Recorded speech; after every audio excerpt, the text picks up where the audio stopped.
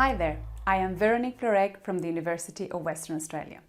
Welcome to this course on the economics of natural hazards. I have created this video series for anyone in the natural hazards and emergency management sectors that is interested in learning how we apply economic analysis to the management of natural hazards. This project is funded by the Bushfire and Natural Hazards Cooperative Research Centre. Welcome to the first video in the series. In this video, we'll have a look at the different types of economic analysis and their purpose in the context of natural hazards. By the end of this video, you should know the difference between the 5 most common economic analyses used in the natural hazard management sector, and you should feel more confident about choosing the right analysis that can help you answer the questions you have. Before we begin, it is important to remember 2 things. First, the type of economic analysis you end up using depends on the question or the questions that you want to answer. And second, an economic analysis does not necessarily give you all the answers, and it does not tell you exactly what you should do. Instead, it gives you guidance and it makes the trade-offs between the available options clearer. An economic analysis is meant to be used as a tool to support you in your decision making. It is like a piece in a puzzle. It is an important piece, especially when making decisions about resource allocation for mitigation of natural hazards, but it is only a piece of the puzzle. Other factors are also considered when making decisions about resource allocation. So what are some of the questions that economics can help with in the context of natural hazards? Some examples are: how do you decide between 2 mitigation options when you can only afford one of them? Or, how do you know that you are making the most of the limited resources you have? In other words, how do you know if you're getting the best bang for your buck? And another question is, how do you justify your decision? Or in other words, how do you demonstrate that the benefits of a mitigation option are worth the costs? Throughout this course, we will have a look at some of these questions in more detail. Now let's move on to the different types of economic analysis. We have benefit cost analysis or cost benefit analysis. It doesn't matter which order you put the benefits or the cost. Cost effectiveness analysis, economic optimization modeling, cost of impact assessment, investment decision support tools. So what are these and what are they used for? Benefit cost analysis is a technique where we compare the cost of implementing different mitigation options, as well as the benefits that each option generates, in order to assess which option provides the best value for money or the best return on investment. In this case, both the cost and the benefits are estimated in dollars. This type of analysis can answer questions such as: are the cost of mitigation justified by the benefits?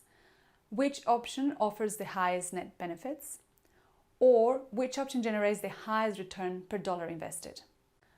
We'll have a look at benefit cost analysis more details in the next videos in the series. A cost effectiveness analysis estimates the amount of a good or service produced for each dollar spent.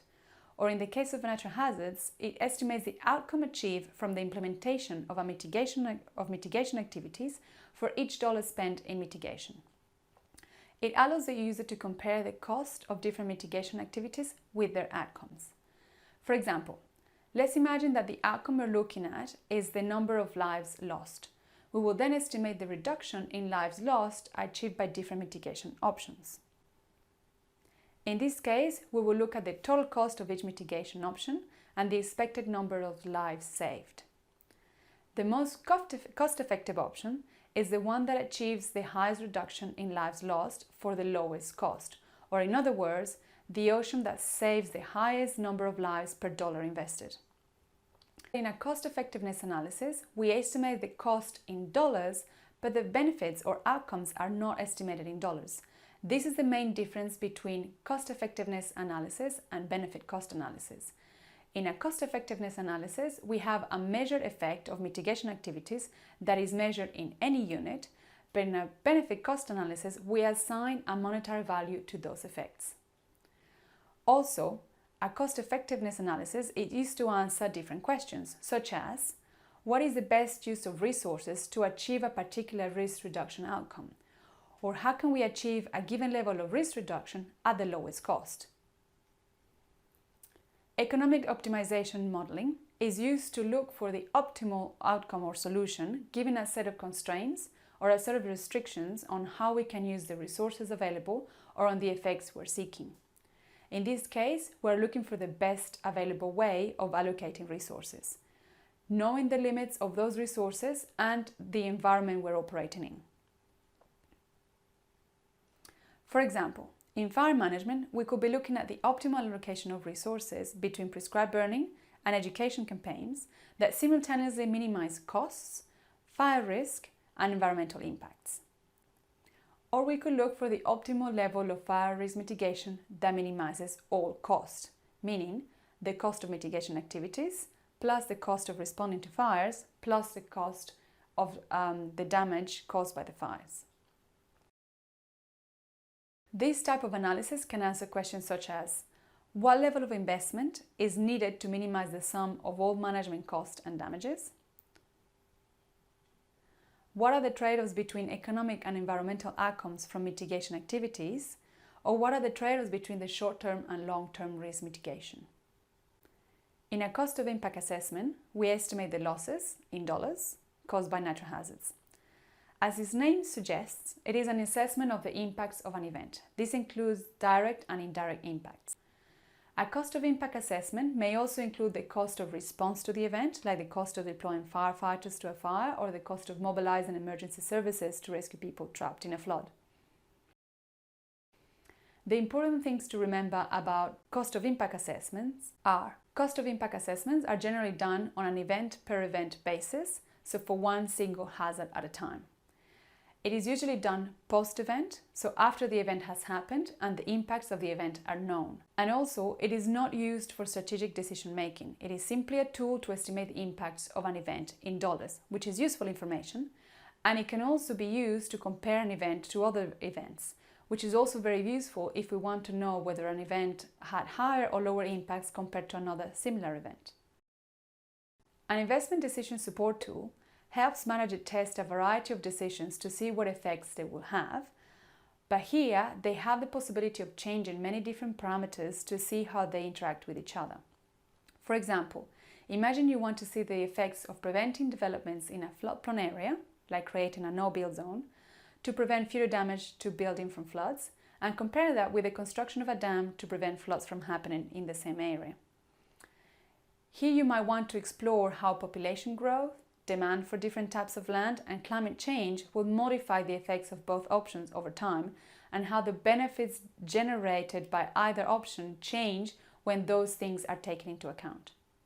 You can use the information obtained from the decision support tools to conduct then benefit cost analysis of those different options. Okay, now I'm going to summarize what I presented in this video. The 5 types of economic analysis presented here were: first, benefit cost analysis. Second, cost effectiveness analysis. Third, economic optimization modeling. Fourth, cost of impact assessment. And fifth, investment decision support tool. In a benefit cost analysis, we compare the cost and the benefits of different mitigation options to get an idea on the return on investment for each option. We can answer questions such as: which option offers the highest benefit per dollar invested? In a cost effectiveness analysis, we compare the cost of different mitigation activities and their outcomes, but their outcomes are not measured in dollars. We can answer questions such as: how can we reduce risk to a certain level at a lower cost? But remember, in this type of analysis, we are not estimating the benefits of the risk reduction in dollars.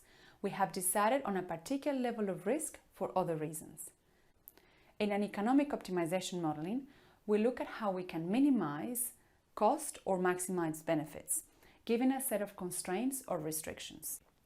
We can answer questions such as: how much money do we need to spend in order to minimize the sum of all costs and damages? In an investment decision support tool, we test a variety of decisions to see their effects under different circumstances, such as population growth, climate change, etc. The information obtained from a decision support tool is then used to conduct a benefit cost analysis of the options analysed. In the remainder of this course, I will focus on benefit cost analysis and explain how we conduct benefit cost analysis of mitigation options for natural hazards. The reason for this is that by looking at benefit cost analysis, we will also touch a little bit on what is done in other types of analysis. So it is a good technique to focus on. The explanation of the different economic concepts and principles of a benefit cost analysis will help you understand the other types of economic analysis as well. Okay, thanks for watching. In the next video, we will have a look at the basics of benefit cost analysis.